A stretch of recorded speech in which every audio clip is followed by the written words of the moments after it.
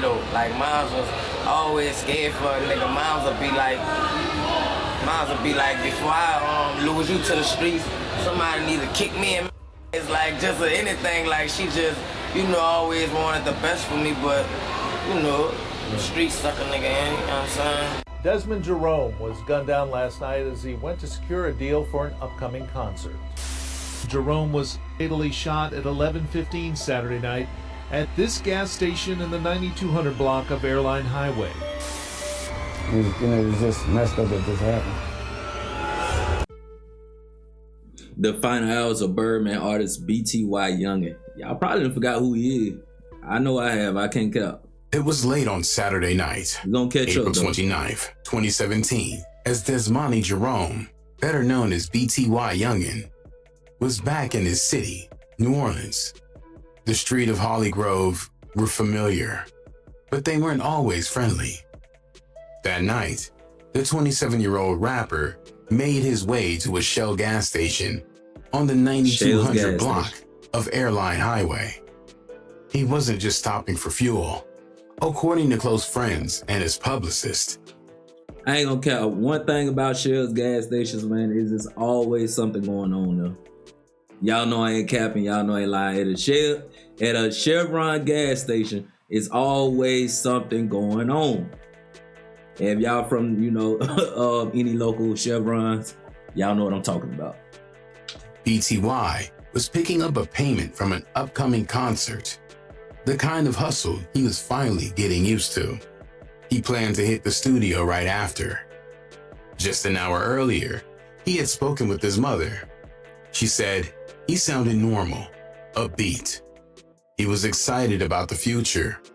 In just a few days, he was scheduled to meet with a lawyer to finalize a record deal with Birdman's Rich Gang. His momentum had never been higher. Okay, what was the last time you talked to him? Maybe an hour before that. What are you talking about? Well, he was telling me that, he had just got off the phone with the lawyers and finally came to an agreement for him to leave because he was going to leave that Tuesday. He would have been left to do the paperwork, but they was going back and forth, making sure the paperwork was right so he can sign with cash money. So he was going to leave that Tuesday to go sign his paperwork. But just after 11:15 p.m., everything stopped. Multiple rounds were fired, fast, close. The kind of gunfire that didn't leave much room for survival. Right. Witnesses heard it echo through the neighborhood, but no one saw enough to give police a useful lead. The shooter got away before the sirens ever reached the scene. BTY Youngin was hit several times, and he passed away on the pavement outside the gas station.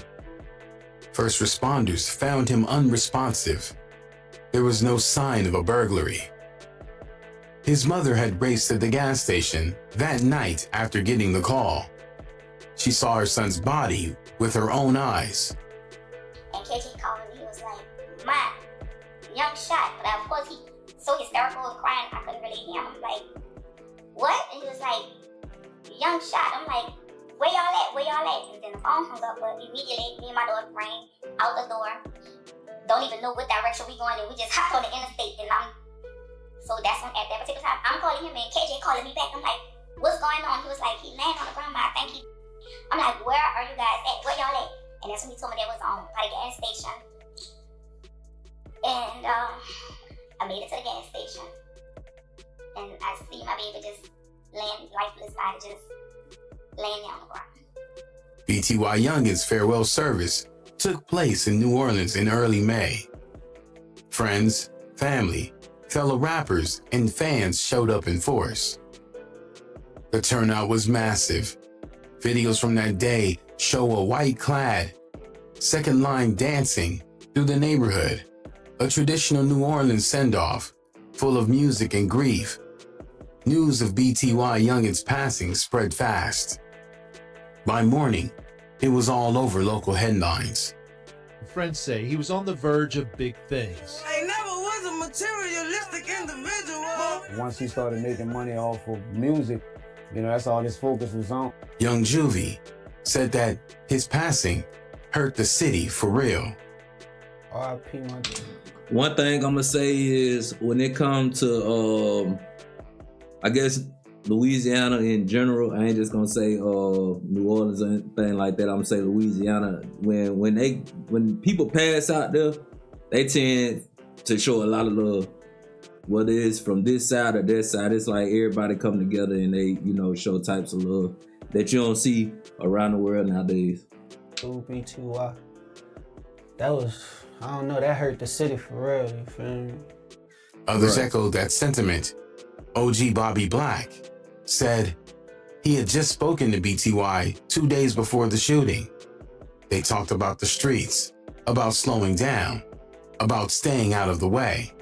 You know what I'm saying? But basically, right before this happened to him, I had just talked to him. You know what I'm saying? This about the streets and, you know what I'm saying, about, survival and, this encouraging him, you know what I'm saying, as an OG, like, any OG would do. And I was just talking to him 2 days before we got, you know what I'm saying? And it's like, this another soul that was gone, She Money, a close friend and fellow artist, said she couldn't eat or sleep the day after it happened. With him or whatever, he came out here. He just was a cool dude. When I got that call, Ray Vicks called my phone at 11:28. I think that he got through there like 11:18, or they announced the shit. And Ray Vicks told me, he was like, "Man, you talk to Young?"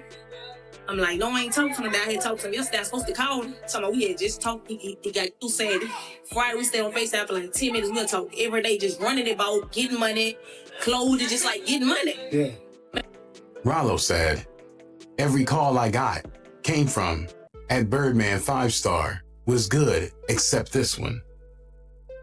BTY's mother gave the most visible public statement. She told reporters that her son loved kids, that he gave back to his neighborhood whenever he could. One of the last things he did before he passed away was rent out an entire trampoline park for children on New Year's Eve. According to those around him, that was just the type of man he was. They say Jerome was... And I ain't gonna count, we don't get a lot of that these days, man. A lot of these days, rappers, especially mainstream rappers, they don't seem like they give back nowhere near the amount of money that you would think for those people who make money like they do to give back. If y'all get what I'm saying. Because they say rappers making 100,000, millions. You got people like Jay-Z, Beyonce,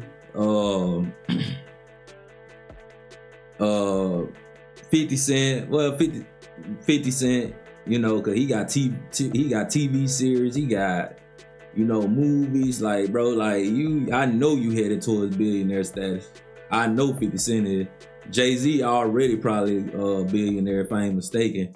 Or, he ain't even multi-million, like you multi-millionaire. You know what I'm saying? Beyonce and Jay-Z together, they billionaires. But you don't hear about too much of nothing that they give back, y'all. You don't hear too much about none of it.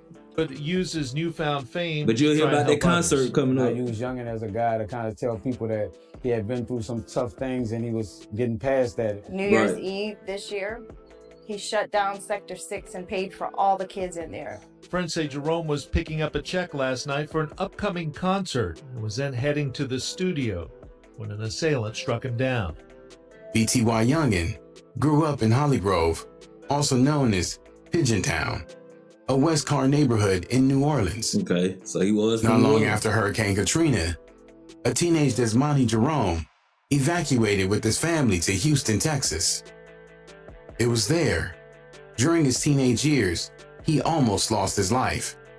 During a freestyle rap battle in Houston, BTY pulled out a gun as part of his performance.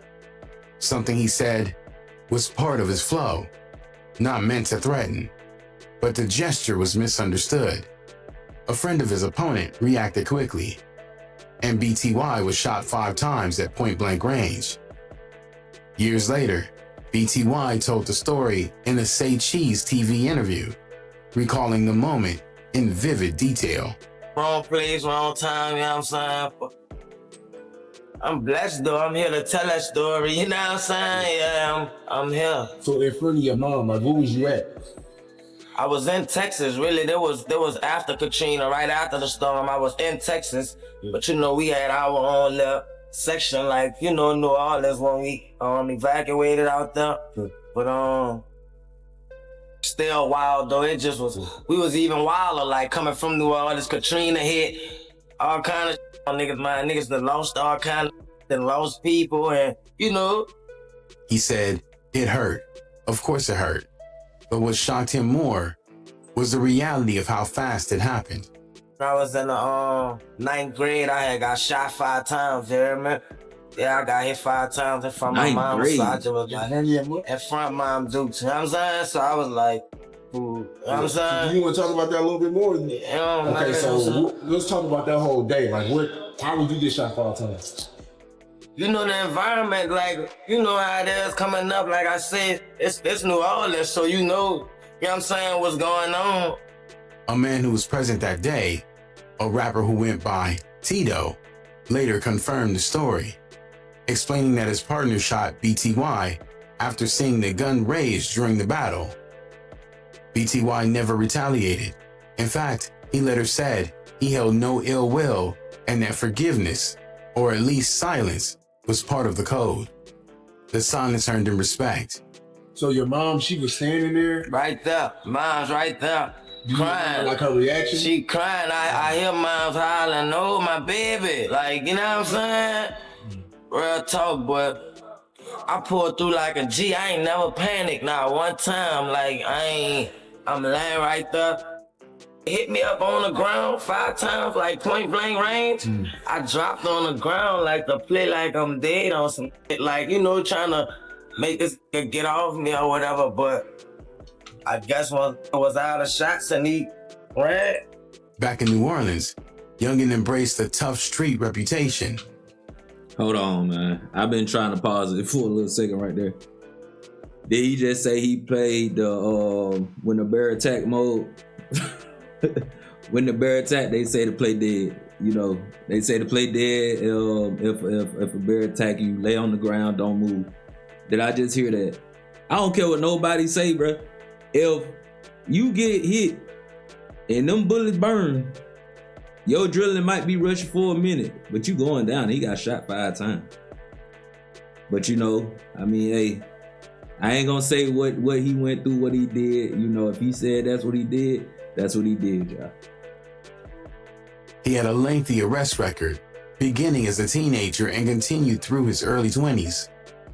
Public reports describe a series of dope and firearm charges, as well as at least 2 high-profile incidents involving violent offenses. Our partners at NOLA.com, the Times-Picayune report Jerome had a history of arrests, including an attempted second-degree murder 4 years ago. In 2008, when BTY was still a teenager, he was arrested in connection with a double homicide. 2 men, both from Pigeontown area, were shot and hit in broad daylight.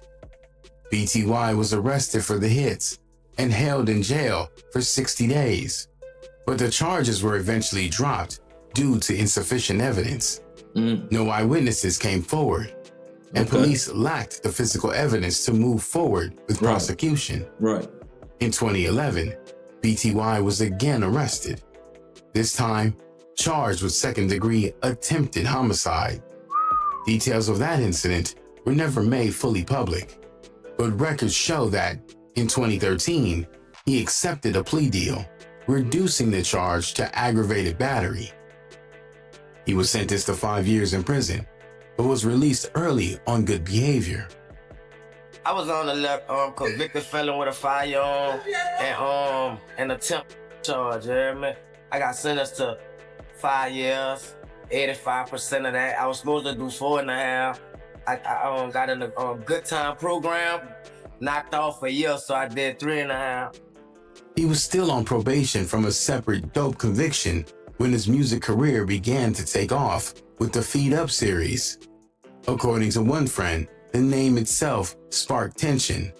A fellow rapper named Lil G, who had once been locked up with BTY, accused him of stealing the mixtape title. BTY shrugged it off and kept moving. His next tape, Second Feed Up, only gained more attention. He wasn't worried about the online buzz. He was selling hard copies from his trunk, sometimes posting up outside stores in the neighborhood, daring his rivals to step to him. But behind the rise was a slow building pressure. One thing I ain't gonna lie about is, well, a lot of things I don't lie about, but one thing I'm, keep it real with is music. The music industry, I feel like, was way more harder to get in than it is now.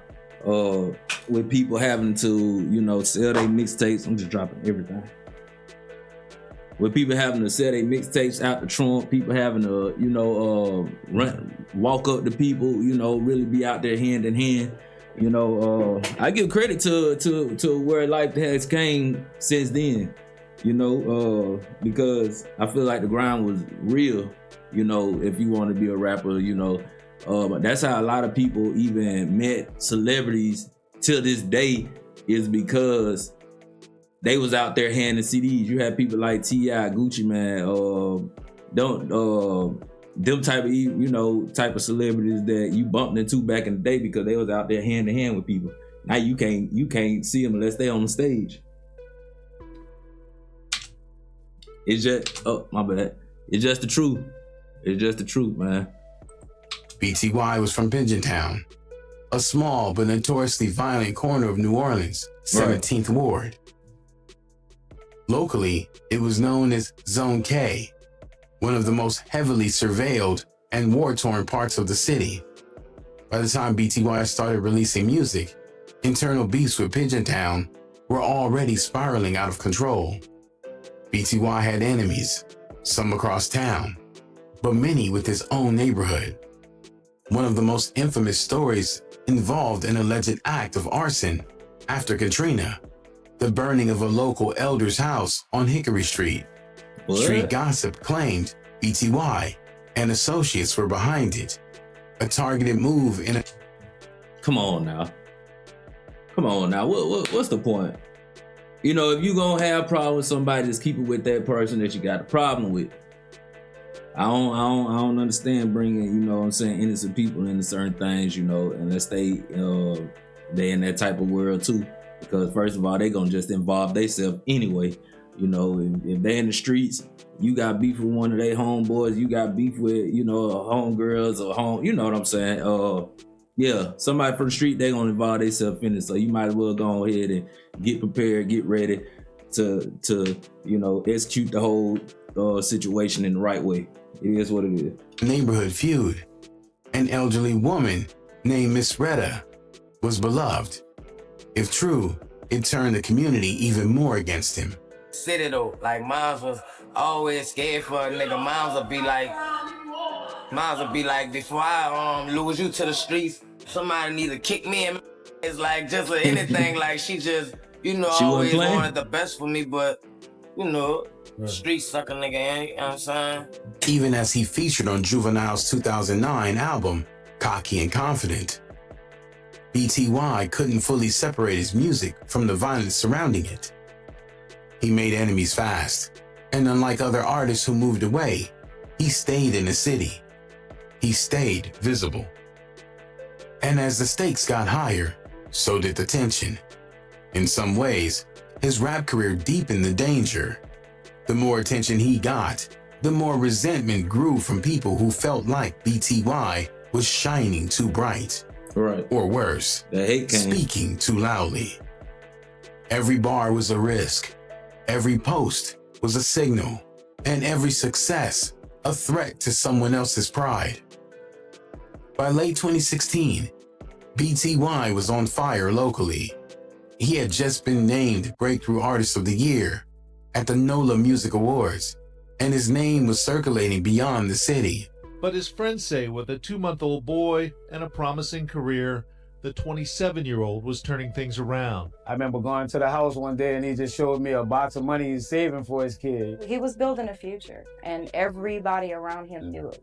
In fact, 6 months ago, Jerome was named Breakthrough Artist of the Year at the NOLA Music Awards. He was being looked at by several major labels. Right. That's when Birdman stepped in. For many rappers coming... Bro, anytime Birdman name come in something, it's like something always going bad now. I'm sorry, y'all. I'm sorry, y'all. I mean, Birdman did some of the people that you would think that he never would do wrong. He did them wrong. Number one example, Lil Wayne. Out of New Orleans, Birdman was the top of the food chain. He was a kingmaker. So when BTY Youngin caught his attention, it meant everything. The two were seen publicly in an Instagram video, riding together in a Bugatti. In another video, BTY walked into an Audi dealership, tossed a stack of cash on the counter, and said, "Where the keys at?"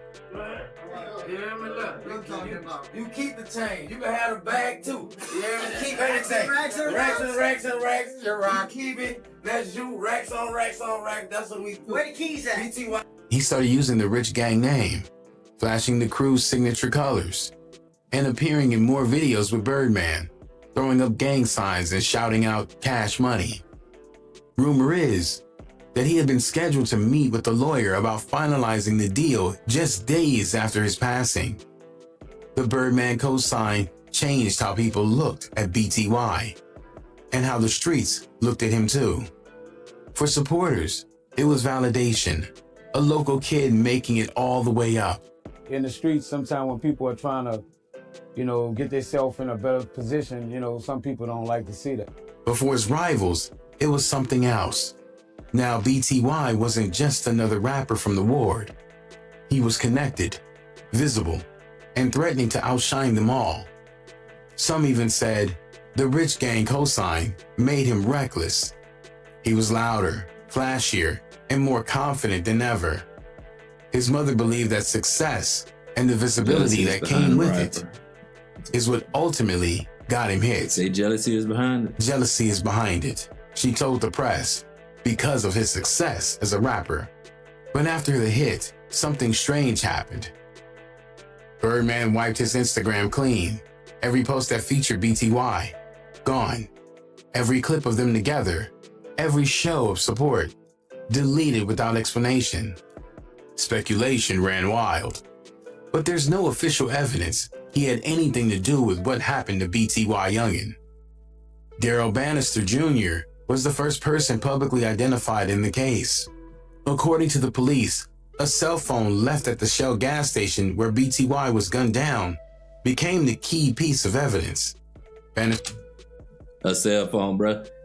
Right there, right now, that sound like a setup. That sound like a plot. That sound like some movie script. Drop the phone, I mean, you talking about a gas station. There's thousands of people that go to a gas station daily.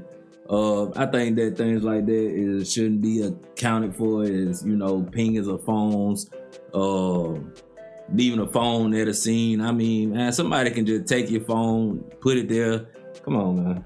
His fingerprints were found on the device, and investigators issued a warrant for his arrest. Days later, Kyron D. Williams was also taken into custody and charged for the hit. At first, the case seemed solid.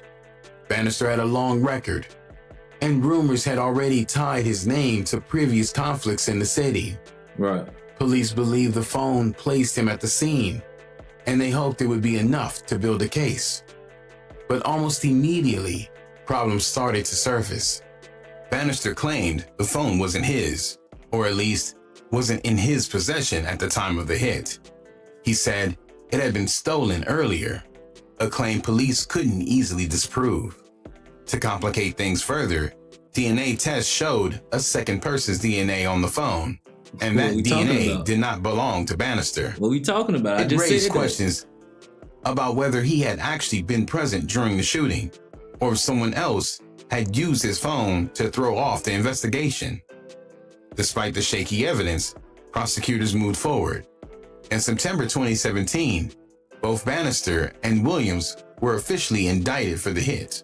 Bail was set at $1 million each. For a moment, it looked like the case would go to trial. But behind the scenes, the case was already starting to fall apart. Witnesses stopped cooperating. Some had never been willing to speak at all. Others gave conflicting statements or refused to testify. And without physical evidence to clearly tie either man to the shooting, the prosecution lost confidence. On February 23, 2018, just 10 months after BTY's hit, the charges were dropped. The Orleans Parish District Attorney's Office issued a statement citing a lack of evidence and declining to move forward. Both men were released. Since then, the case has remained cold. Neither Bannister nor Williams were ever recharged. No new suspects have been named. Cold case. Police say the investigation is still open, but there have been no public updates in years. BTY Youngin was a father and a beloved member of the New Orleans community. He will be missed. Rest in peace, BTY Youngin. Yes, man. Rest in peace to BTY Youngin. You know, I know a lot of y'all, if y'all made it through the video, if y'all got to watch the video with me, man, I appreciate it. I know a lot of y'all probably have forgot who he was, you know, but, you know, we caught up on it. Messed up situation. Rest in peace to him. Appreciate y'all watching the video with me. And until next time, I'm out.